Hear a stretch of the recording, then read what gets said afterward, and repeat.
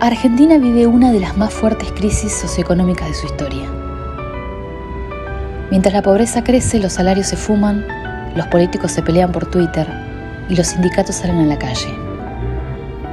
Un escenario dantesco, al que se le suman todos los días despidos, reclamos de los sectores más vulnerables y ninguna respuesta. Como invitado, hoy recibimos a Nicolás Mayer, secretario de la Federación Nacional de los Trabajadores y Cooperativistas, que relató su experiencia en el reclamo donde solo pedían que los reciban. Emboscadas, mentiras y un tablero de ajedrez en el que solo parecemos ser espectadores de una partida en la que, sin importar del lado en el que estemos, perdemos igual. Bienvenidos a este nuevo capítulo de La Realidad.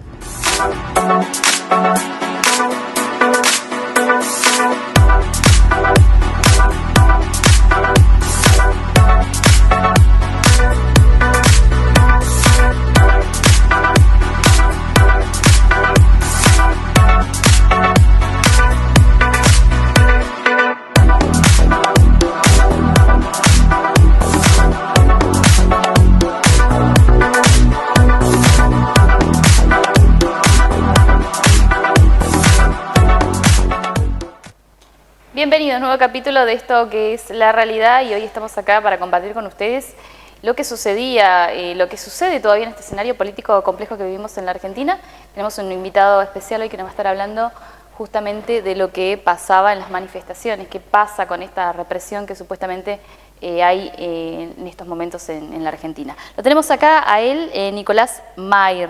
Yo te pregunté cómo se pronuncia el apellido, bueno, lo dije bien. Está muy bien. Bueno, él es secretario general de la Federación Nacional de Trabajadores Cooperativas Precarizados de la Economía Social. Sobre todo, bienvenido, te doy las gracias por estar acá. Bueno, yo hablaba en la presentación de lo que está pasando hoy, porque a ver, en todo momento siempre se está dando que hay marchas, hay reclamos, o sea, pueden salir o no en los medios, pero es algo cotidiano de todos los días. Todos los días hay un problema con respecto a esto y un reclamo.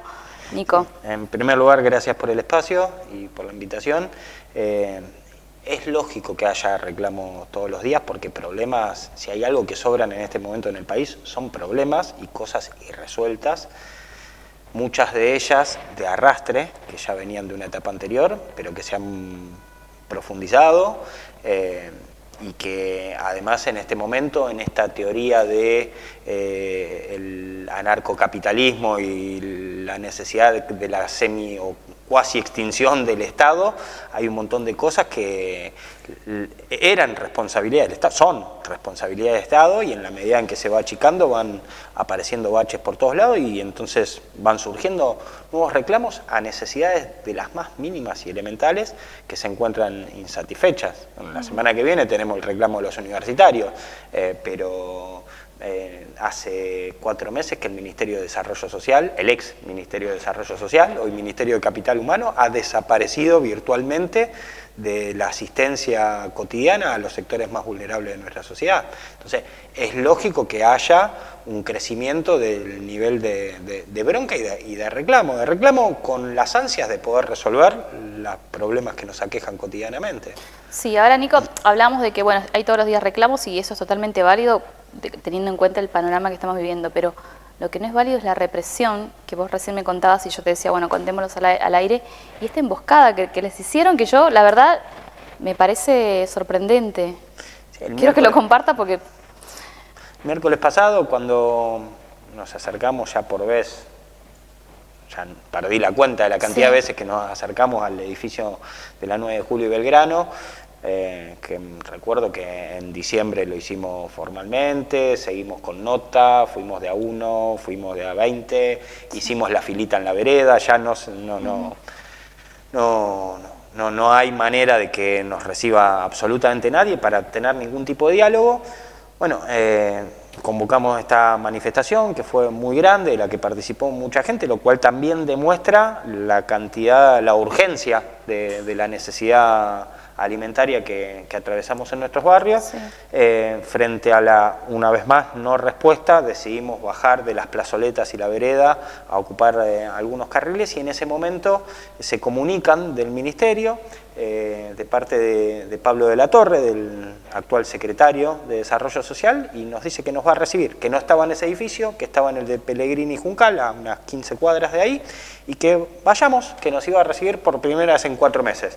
Te imaginarás que para nosotros fue algo medio novedoso, no habíamos tenido ningún tipo de respuesta, ni un mensaje de texto hasta el momento, que diga que nos iba a recibir. Bueno, nos motivó, nos puso de buen humor y con la expectativa de poder llegar a resolver algo, y cuando caminamos 2 cuadras nos rodeó la policía y arrancó la represión.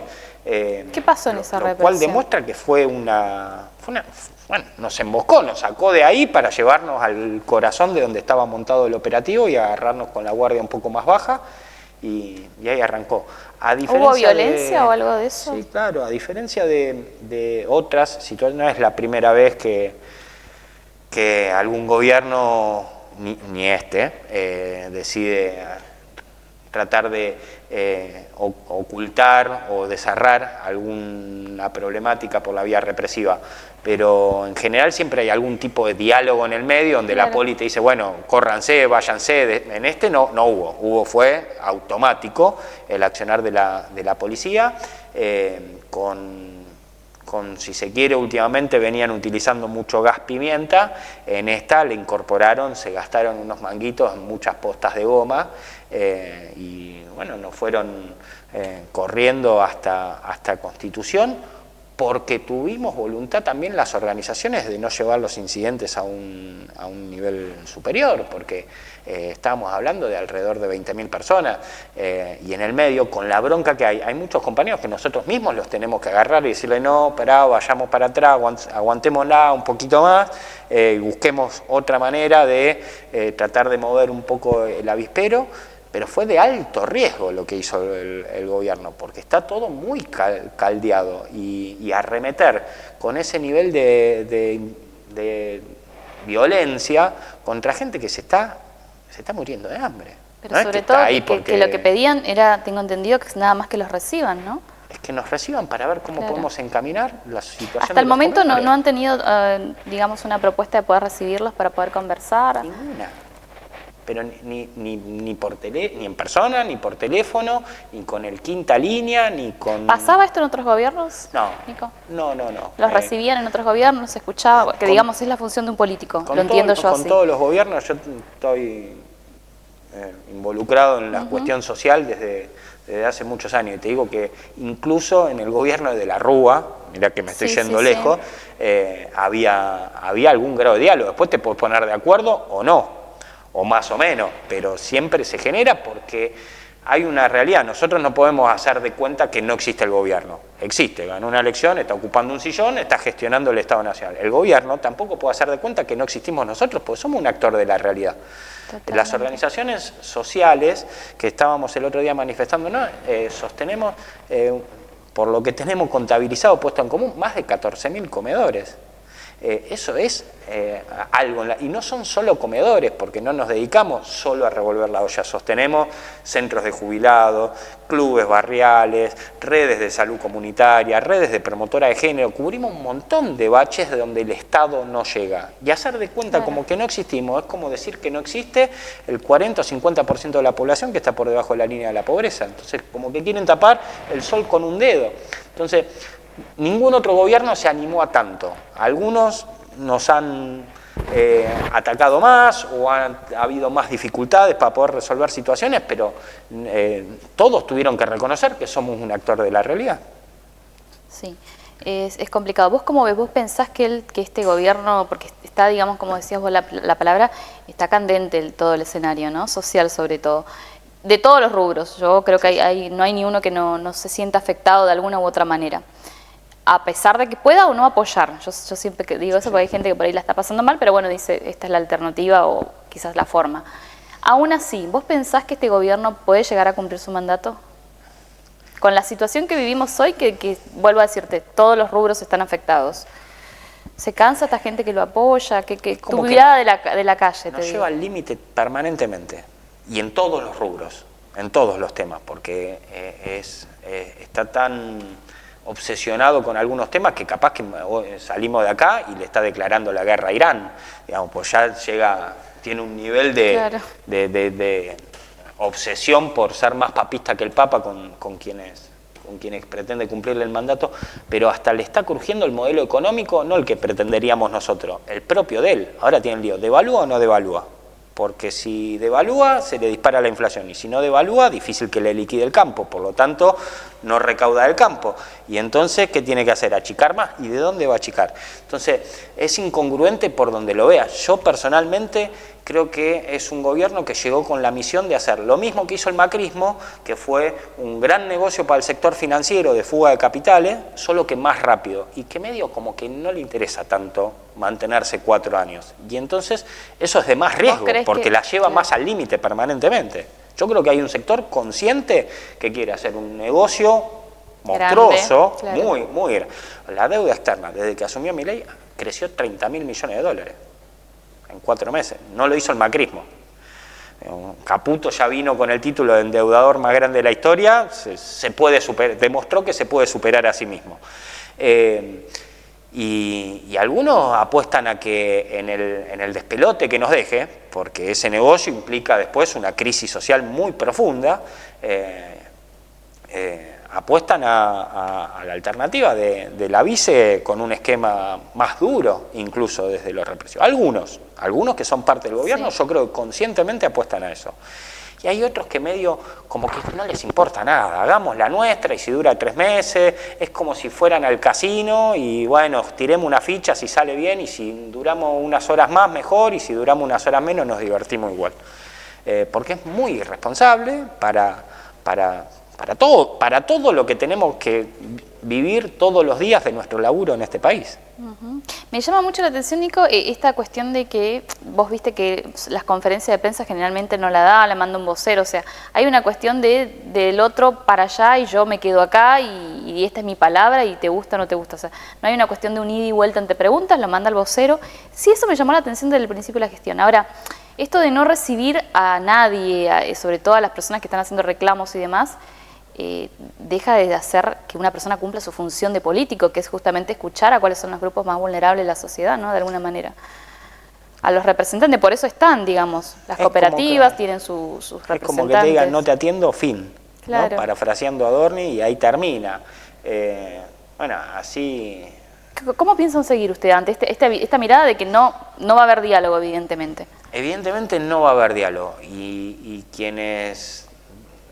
tenemos una responsabilidad. En la federación tuvimos elecciones el año pasado y votaron 51.000 afiliados de nuestra federación, y nuestra comisión directiva tiene una responsabilidad que para la que fue electa por sus afiliados, como otros espacios sindicales o sociales. También hay compañeros que tienen responsabilidad de conducción o responsabilidad cotidiana, pues sostener un comedor es una responsabilidad muy grande, y vamos a tener que seguir moviendo el avispero y sacudir un poquito más fuerte cada vez. Y no lo hacemos de caprichoso, lo hacemos porque si no hacemos eso y logramos resolver algunos de los problemas, la verdad nos vamos a morir de hambre. ¿Cuál es el problema más urgente, Nico, que tienen hoy? Yo creo que el alimentario encabeza el tope, está a tope. Después hay algo que hemos notado entre nuestros propios compañeros, que ha crecido mucho el problema habitacional. Claro. En la ciudad de Buenos Aires ha crecido la población en situación de calle, se ha multiplicado, todo esto del problema de los alquileres, los precios hasta de las pensiones o cualquier pieza, mantener hasta los servicios de un hogar se está volviendo cada vez más dificultoso, incluso para quien tiene un trabajo formal, en blanco, con un sueldo estable también. Porque los sueldos no suben. Porque claro, porque acá te dolarizaron el gas, dolarizaron la luz, te dolarizaron los fideos, el azúcar, y el sueldo no te dolarizaron nada. Entonces, pagás lo mismo que en cualquier país europeo, cualquier producto, pero cobrás un quinto, un sexto de lo que Argentina, cobrás. Claro. Entonces, yo creo que el tema inflacionario se va a terminar, salvo que vayamos a una devaluación, se va a terminar desinflando, pero se va a desinflar no porque se haya achicado el mercado, como es la teoría que pregona el gobierno, sino porque no pueden subir más porque ya estamos a precios internacionales, lo cual es ridículo que en el país de las vacas la carne te salga lo mismo que en un país que no tiene una vaca. Pero pero vamos a quedar con una capacidad de consumo tan chata que vamos a una pobreza que va muy poco tiempo vamos a estar en el 70-75% de pobreza, en el 20-25% de indigencia. Sí, es que ya no lo estamos, con estos estamos, costos. Te digo que cada día que pasa sube. ¿Viviste esto alguna vez en algún gobierno, esta situación? No, a este de nivel, tanto desamparo, digo yo, ¿no? Porque económicas hemos pasado momentos difíciles, pero de tanto desamparo del Estado hacia los sectores más vulnerables. ¿Te ha pasado alguna? Tanto no.